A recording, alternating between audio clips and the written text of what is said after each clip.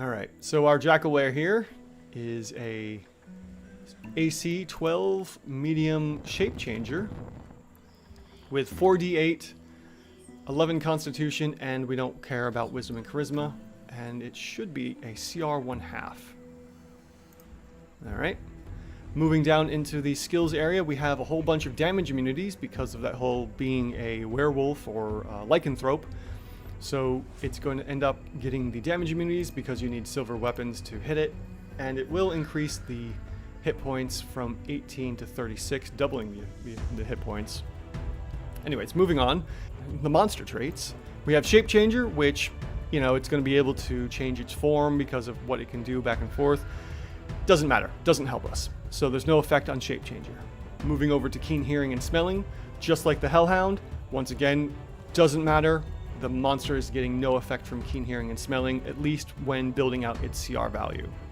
Pack Tactics, on the other hand, will increase the attack bonus, got that right, and increase our +4 to hit to technically +5 to hit.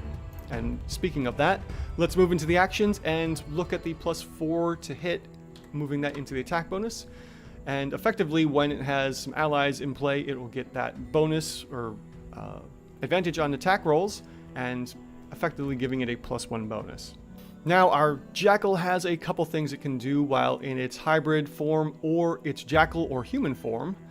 More than likely, it's going to be in its hybrid form because it's just easier that way. And we're going to take a look at its damages that it can do from Bite. So we have the Bite, which can do 4.5 piercing damage. The Scimitar can do, let's see here, 5.5 slashing damage. Now, here's an interesting thing.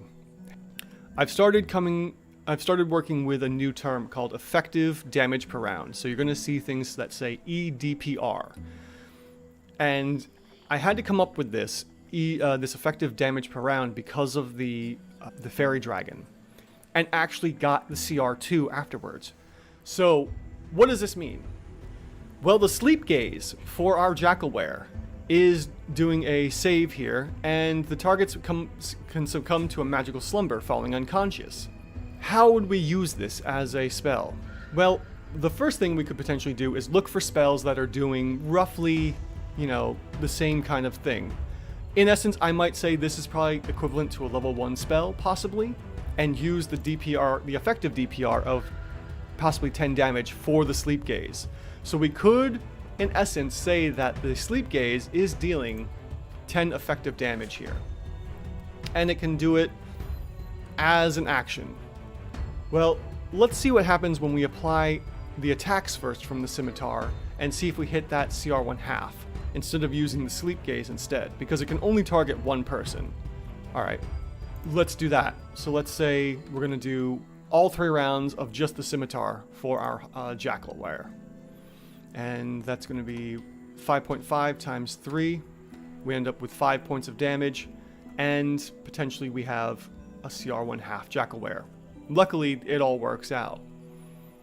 If we were to instead use the Sleep Gaze, if my theory works about these spells, Sleep Gaze may not necessarily be a CR1 equivalent spell. Let's say we switch it to a cantrip level, damage level here. Maybe it's real low.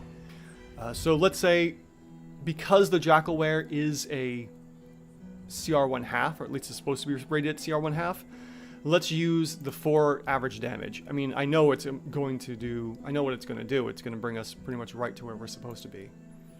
So if we switch the effective damage round for the Sleep Gaze to 4, we're now back to a CR 1/2. So potentially, if my theory is correct about effective DPR and condition giving spells and effects to actions and monster traits, this may be a way to finally calculate spells and abilities that do confusion, sleep, stunning and whatnot.